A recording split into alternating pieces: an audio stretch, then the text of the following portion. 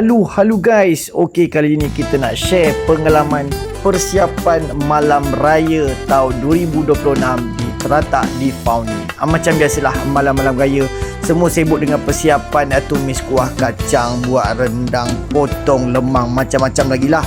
Yang tu bahagian makanan, yang bahagian decoration macam biasalah Abang Man kita biasa dengan tim-tim dia untuk buat preparation, memanjat sana, gantung sini, lampu sana.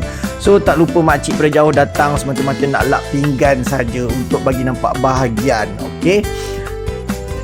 So bila dah siap semuanya, apa lagi? Jom kita saksikan hasilnya. Tu dia. Kali ni meja makan raya ambil tema red burgundy atau merah burgundy. Lebih kuranglah bunyinya. So ada rambu-rambu, ada bunga ros merah burgundy, buah-buah apple anggur, buah palm, tart strawberry, kek buah pun color red burgundy, semua warna-warna burgundy lah. So berlapikkan putih, main lampu lighting sikit untuk timbulkan menu raya. Tu dia, sampai pun tetamu yang tak berapa nak tamu sangat lah. Itu sama-sama sendiri tuan rumah tu sebab nak buat video raya. So salam-salam bermaafan lah. So demikian cerita persiapan raya 2026.